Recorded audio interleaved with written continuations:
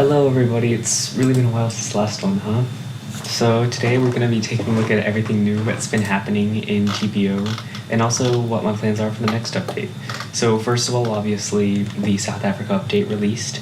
So now we're looking at these new countries. I actually read this book about South Africa, two of them, one about Lesotho, another one about the Griqua states. They're pretty good.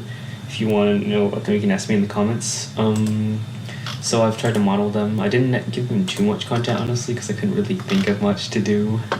But there is quite a bit of content for all of these countries combined, even if it's nowhere near the amount that I wanted to have. But I'm a one-man team, so I can't really have everything.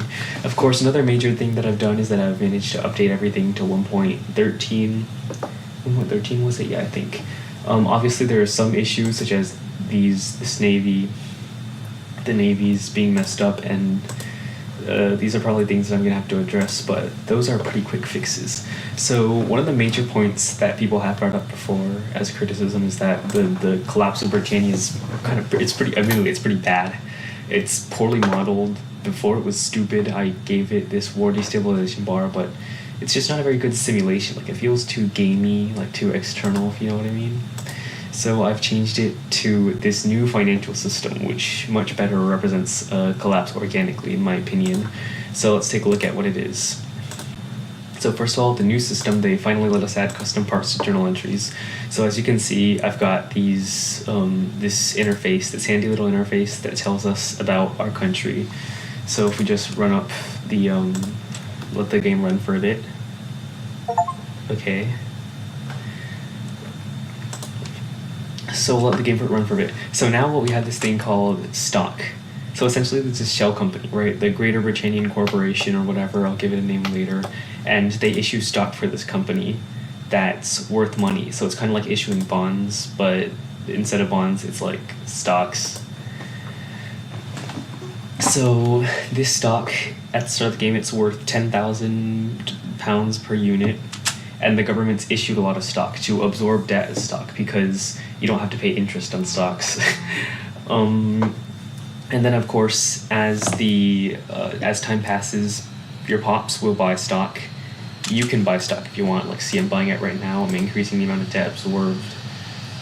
The amount owed as stock is recalculated at the end of every month. So essentially, pops will buy stock, and you can also give out stock, which will increase your treasury. Alternatively, you can reimburse stock and pump it back into your economy, I guess. Now, this seems like a pretty good setup, right? Like, essentially, you just get free money and your pops will pay for it. And the price continually rises. Now, there's one downside, though, because you have a certain amount of debt absorbed as stock, right? But the amount of stock is continuously increasing because, your pops are buying it out. And the price is increasing. So old stock could absorb less debt, but as the total price of stock increases and the amount increases, you're going to owe more than the amount of debt you had. So, like, you instead of owing less money and, like, being able to offload your debt onto stock, you end up, like, owing more money at stock. And this is going to end up being pretty bad because it's not too bad right now, but depending on the stock confidence, and depending on how much you let your pops buy. Like, for example, if I let my pops buy a lot, it's going to recalculate and make the price increase at a much higher rate. Not really much higher, but this is going to make the amount owed as stock grow faster than the amount absorbed as stock. And if you let this continue going on, then bad things will happen. So, of course, this isn't all bad, because the higher your stock increase rate is, you also get this nice bonus that increases your investment rates, throughput, like your investment pool contribution and your throughput. So that is a pretty nice thing. So what's going to happen eventually is probably that I'll have some kind of deal where if the total amount grows too big, like maybe past a certain percentage relative to your GDP, or past a certain percentage relative to your total amount owed, then get like a crash or something. But as of right now, this is all there is to it. This UI was really painful to make, by the way. At first when I was making it, like, every time I open or close this, it would like jumble up the one on the top, and also at first the text was like really far to the right for some reason, so I had to like set the left margin to like -500 so it would be in the right place.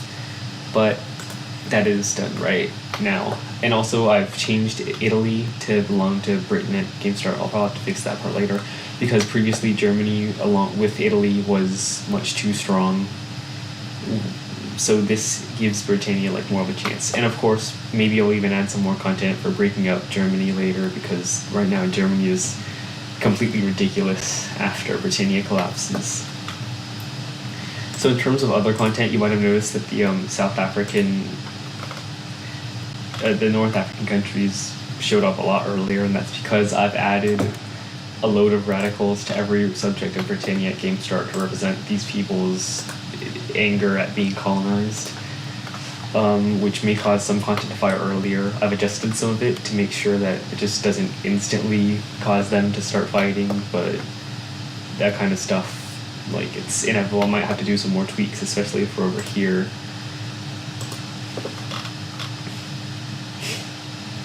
Yeah, this is happened way too early.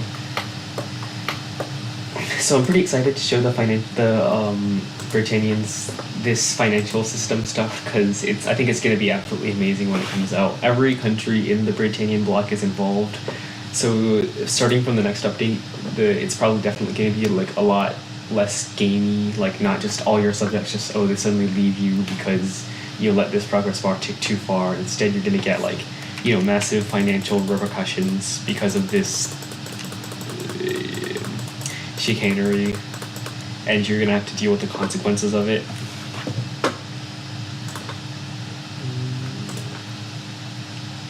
And maybe something like you'll lose a ton of power and prestige, and all your subjects will like gain liberty desire, and depending on how much liberty desire they have, they're gonna adopt a rebellious attitude, I guess, and if they want to leave, you can't really do much about it.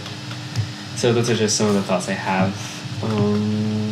After I finish this update, I'll probably start working on a China rework, because the content I made for China was like a year ago and it's half-baked and utterly horrendous, and I'm also probably gonna have to fix these absolutely atrocious borders, because, you know, now I have a new laptop, so I can use the map editor a lot better, so I can actually like change province borders like I did over here.